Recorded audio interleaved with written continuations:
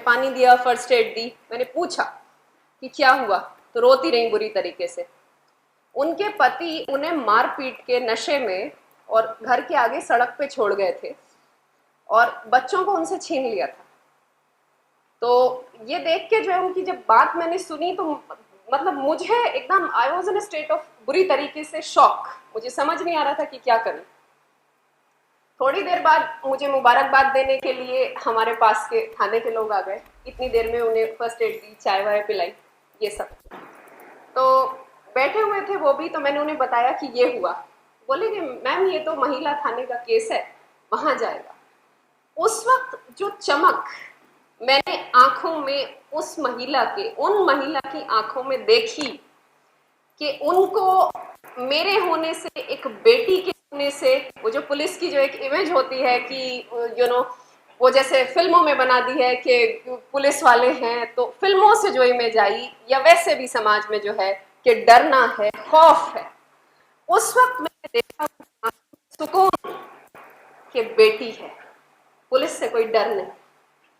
जब मैं छोटी थी, अपने बाबा के साथ अगर कोई काम होता था, कोई जमीन का मसला, राशन कार्ड का मसला या कोई और चीज, और जिला कलेक्टर साहब के या एसडीएम साहब के कार्यालय जाया करती थी, तो उनके कमरे के बाहर जो चिप पड़ी होती थी ना, उसके बाहर खड़े होते हुए भी डर लगता था। लोगों की लंबी कतारें मैंने देखी। आज मुझे नहीं लगता कि अगर मेरे जैसी कोई बेटी जिला मजिस्ट्रेट के कार्यालय में या जिला कप्तान साहब के कार्यालय में अगर बैठी हुई है, तो उसके पास जाने से और अपना हक हासिल करने से आप में से किसी को भी खौफ महसूस होगा। ये बदलते हुए भारत की तस्वीर है। भारत की बेटी मजबूत है, सुरक्षा सिर्फ मांगती नहीं, देती भी है। और यहाँ जितनी बेटियां, जितने बेटे बैठे हुए हैं, भारत के लिए आपका कंट्रीब्यूशन क्या है, नेशन बिल्डिंग के लिए, देश को आप पलट के क्या दोगे, ये खुद से पूछो। और सिविल सर्विसेज यकीनन आपको आपके अंदर के टैलेंट के साथ इंसाफ करने का एक लाजवाब मौका देता है। आज से ही जुट जाइए तैयारी में। वो देखिए सामने प्रियम्बल है मेरे फोन का, इनफैक्ट वो जो पहला पेज आता है ना, क्या कहते हैं उसको, वॉलपेपर, वो यही है। ये आप लोग भी लगा लीजिए, ये अच्छा वॉलपेपर है। मैं तो एक एग्जीबिशन में गई थी, वहां खींच के लगाया था। संविधान के आइडियल्स को समझने की, आत्मसात करने की और आपके आंसर्स में झलके, ये महत्वपूर्ण है। अच्छा, यदि आप लोगों में से किसी का कोई प्रश्न हो, खासतौर पर सिविल सेवा की तैयारी से जुड़ा हुआ, तो मुझे खुशी होगी, मैं जवाब दे दूंगी। देखिए, जहां तक सिविल सेवा के प्रीलिम्स का सवाल है, तो सबसे ज्यादा जरूरी स्रोत उसमें है टेस्ट सीरीज और पुराने प्रश्न पत्र। देखिए, एक टेस्ट सीरीज में आपको तकरीबन 35 टेस्ट मिल जाते हैं, हर एक में 100 सवाल तो हो गए। कितने क्वेश्चन? 3500 क्वेश्चन आपके पास है ना। तो जब वो 3500 क्वेश्चन आप सॉल्व करके परीक्षा भवन में जाएंगे, तो उस वक्त आपने सिलेबस का स्टैटिक भी, स्टैटिक मतलब जो सीधा एनसीईआरटी से, जो सादी किताबों से जो सिलेबस का हिस्सा है वो, और करंट अफेयर्स यानी जो भी आए दिन या सामयिक घटनाएं जो भी हो रही हैं, तो वो आप अच्छे से कवर कर चुके होंगे। टेस्ट सीरीज कीजिए, पुराने प्रश्न पत्र कीजिए, ये बहुत महत्वपूर्ण है। और भरोसा रखिए खुद पे। और इम्तहान हाल में सब लोग काला ब्लैक बॉल पॉइंट पेन जरूर ले जाइएगा। जी,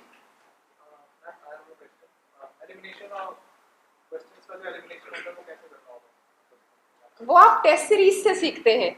जैसे मैंने भी टेस्ट सीरीज से ही सीखा है, तो आपको पता चल जाता है कि कैसे ऑप्शन जो हैं वो आप एलिमिनेट कर सकते हैं। एक छोटा सा टिप ये है कि अगर कोई बहुत एक्सट्रीम ऑप्शन आपको लग रहा है तो उससे बचें, लेकिन हार्ड एंड फास्ट रूल नहीं है, कहीं कहीं अप्लाई होता है। तो टेस्ट सीरीज कीजिए, पुराने क्वेश्चन पेपर कीजिए। जी, मेंस आंसर राइटिंग, जी। तो वो यही है कि कॉपी और पेन लेके आपको 3 घंटे इम्तहान जैसी कंडीशन में बैठना है, उसके लिए भी टेस्ट सीरीज बहुत मददगार साबित होगी। लिखिए, सवाल देखिए, उसका जवाब लिख के देखिए, क्योंकि इम्तहान में ये मैटर नहीं करता कि आपने 50 किताबें पढ़ी थी कि सिर्फ एक पढ़ी थी। महत्वपूर्ण ये है कि परीक्षा के उन 3 घंटों में आपने कितनी चीजें लिख दी। एक अच्छी चीज ये हो सकती है कि अपने जवाब आप चाहें तो बिंदु अनुसार लिख सकते हैं और उसमें डायग्राम और मैप बना सकते हैं, तो अच्छा नतीजा आएगा। जी पूछिए। ऑप्शनल, अच्छा अभी बताती हूँ जी।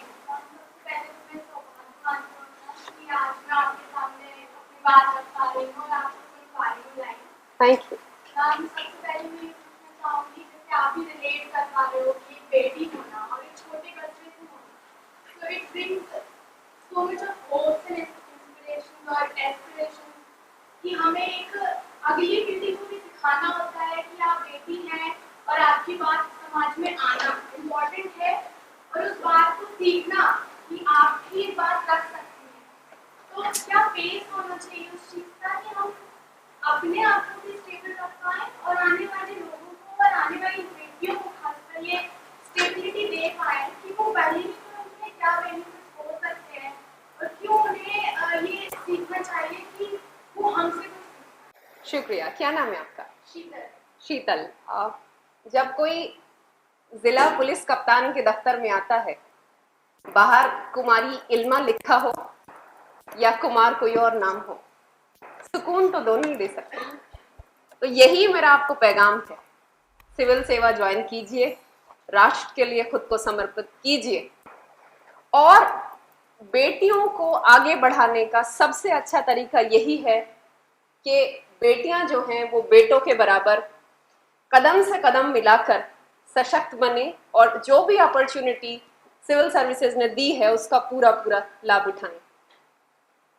आपने ऑप्शनल के बारे में पूछा था ना मुझसे, आपका सवाल था ना, तो मैंने फिलॉसफी लिया था, दर्शन शास्त्र लिया था, क्योंकि मैंने 3 साल कॉलेज में सेंट स्टीवेंस में वही पढ़ा था। ऑप्शनल आप जो भी चूज करें, आपको उसमें रुचि होनी चाहिए, और उसके पुराने प्रश्न पत्र आप यूपीएससी की वेबसाइट से डाउनलोड कर लीजिए, देखिए कि आपको कितनी रुचि आती है उनको हल करने में। तो ये बहुत महत्वपूर्ण है जी। क्या बात है, एक्सपीरियंस जान सकता हूं थोड़ा नेशनल पुलिस एकेडमी का? ओके, आप बताइए जी। I would like to ask you only one question. Ji During your whole civil service profession, we basically remain confined with our GS portion and with our option. I mean to say, we don't give much more time to our essay portion and to our ethics portion, which ultimately becomes one of the factors of not getting here.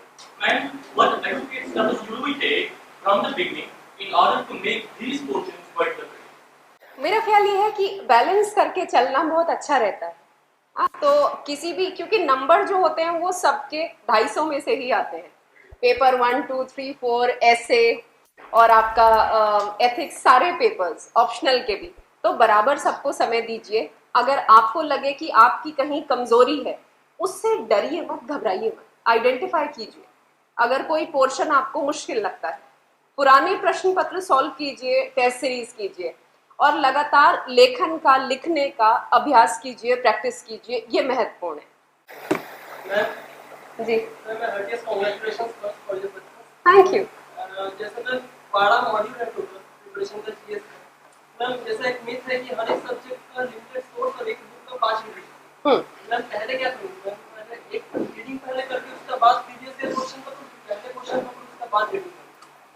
ये सवाल आपको खुद से पूछना होगा, कैसे आपको लगता है कि आप अपने टैलेंट का पूरा पूरा इस्तेमाल कर पाएंगे। जैसे आपको बेहतर लगे, आपको लगे कि आपको जहन में आ रही है वो चीज़, आप कीजिए, लेकिन लगातार लेखन का अभ्यास बहुत ज़रूरी है। राइटिंग प्रैक्टिस इज क्रिटिकल इस तैयारी में, और पुराने प्रश्न पत्र भी करना, टेस्ट सीरीज भी करना बहुत ज़रूरी है जी।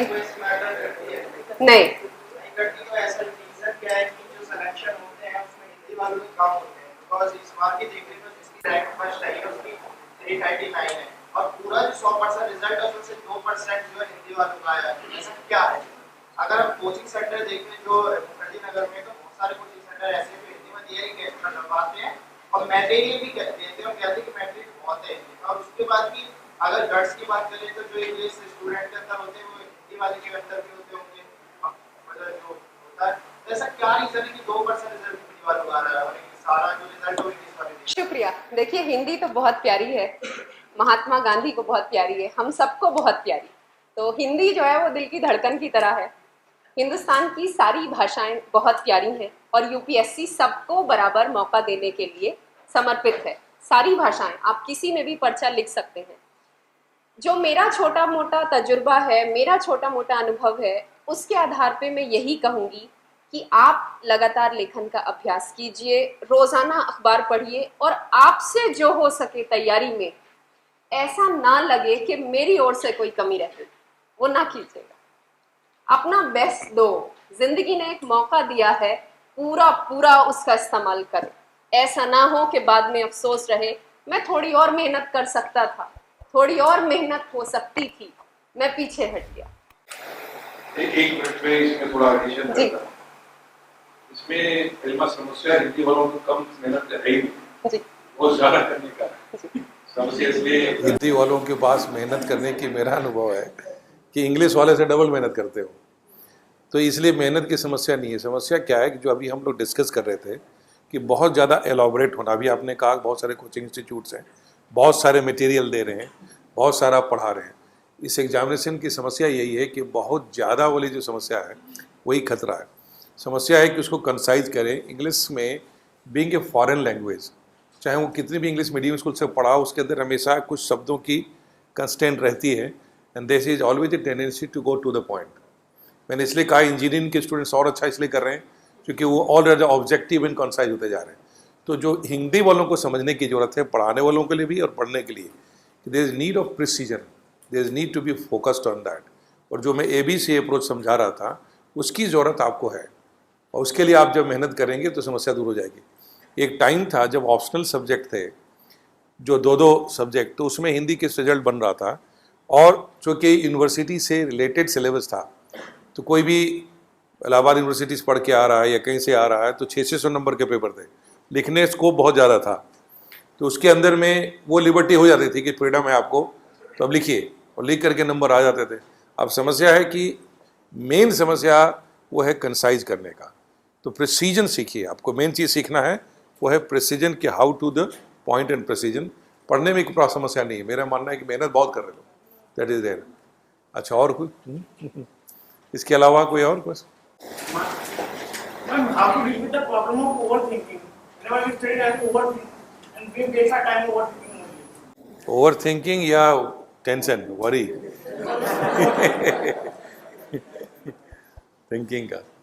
थिंकिंग का कोई एडिशनल सोचोगे तो काम की बात, तो कोई इन्वेंशन हो जाएगा। लेकिन सवाल ये होता है कि माइंड जो है that is not focused, concentrated. So you should have relevant thinking. Relevant कि जो विषय वस्तु है आप उसके इर्द गिर्द सोच रहे हैं, एग्जामिनेशन को ध्यान रखते हुए सोच रहे हैं, आप एक स्टडी कर रहे हैं किसी पर्पस के लिए। मैंने कहा था ना, you are studying for a purpose, so you always visualise yourself what is your purpose, for that this knowledge is coming. ठीक, और थोड़ा जोर से बोलो।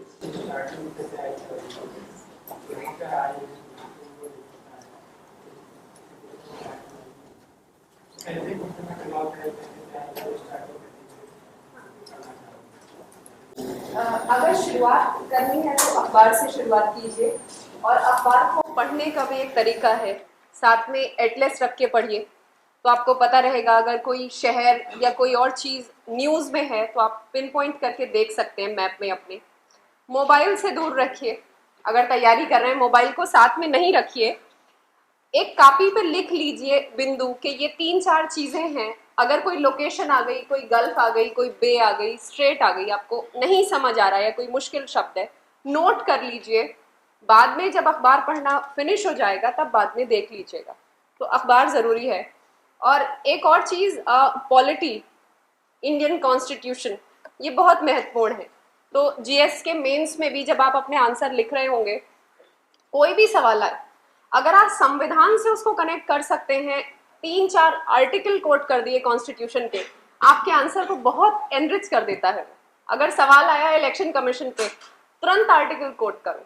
सवाल पॉलिटी पे हो, डेमोक्रेसी पे हो, foreign basic structure, 2-4 relevant cases, ये सब एक पर्टिकुलर पैटर्न है तैयारी का, रैंडम स्टोरीज नहीं। संविधान, उसमें निहित आदर्श, बेसिक किताबें NCERT की जो आपको बता रही हैं और अखबार, ये तैयारी में महत्वपूर्ण।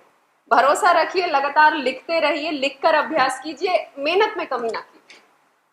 और फोन से, सोशल मीडिया से, उसकी खासतौर पे प्रोफाइल पिक्चर बदलने से दूर रहिए। बाद में जब चैन हो जाएगा, लोग सेल्फी लेंगे आपके साथ, ये काम उन्हें करने दीजिए, वो अपडेट करेंगे पिक्चर।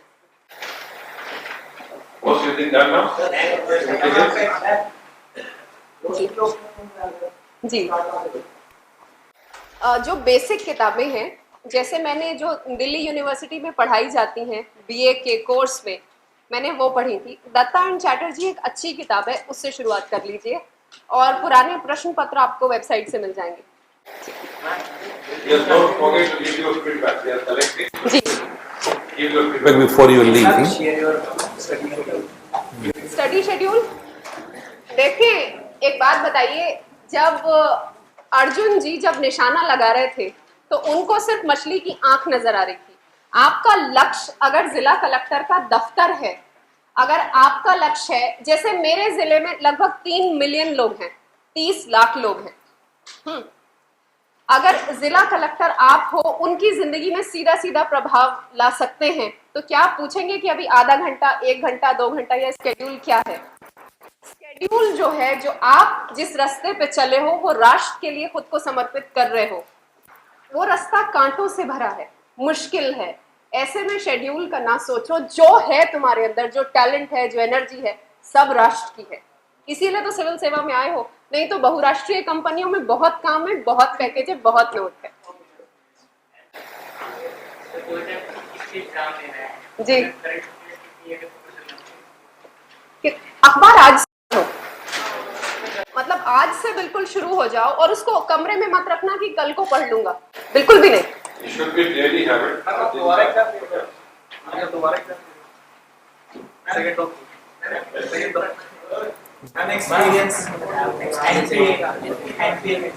अभी ट्रेनिंग में नहीं गई है और कुछ नहीं, कैडर हो गए, अभी नहीं, she is not got in training, अभी ब्रेक ले लिया ट्रेनिंग और में। कोई सवाल?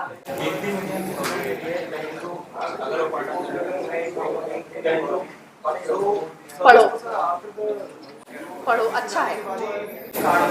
हाँ, वो उसमें आजकल एक्स्ट्राऑर्डिनरी लीव लेने का, एक्स्ट्राऑर्डिनरी लीव ले सकते हो आज, you can go for the next year preparation, ये प्रिपरेशन में जा ये सकते हो। बिल्कुल कॉन्सेंट्रेट होकर तैयारी पे पढ़ो। अच्छा, अभी मेरा ख्याल ये है कि जो भी सवाल थे उनका मैंने आपको जवाब देने की कोशिश की है। अगर कोई और प्रश्न आप लोगों के हो, मेरा ईमेल आईडी लिख लीजिए, मुझे ईमेल कर सकते हैं। ये पहले बता रही हूँ, हो सकता है 1 हफ्ता जवाब ना दूं, लेकिन मैं रिप्लाई खुद लिखती हूँ और देती जरूर हूँ। ilma.ssc क्वेश्चन रह गया पहले? हाँ ठीक है, ईमेल एड्रेस लिख दो। ilma.ssc@gmail.com, SSC as in St. Stephen's College।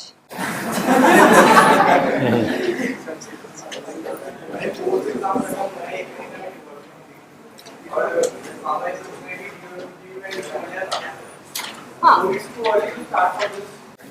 नहीं, बिल्कुल भी नहीं, कभी भी ऐसा नहीं है सिविल सर्विसेज के लिए कि तुम्हें लगे कि बहुत अर्ली है, बिल्कुल नहीं। अभी से तैयारी शुरू करो और उसका अच्छा नतीजा आएगा, ठीक है? चलो, wish you all the best. Now don't forget to your give feedback, और आगे जो भी आपकी और एक्सपेक्टेशन है वो भी आप बता सकते हैं। All the best. जय हिंद, जय Bharat. Don't forget to like, share and subscribe to our channel and press the bell icon to never miss an update.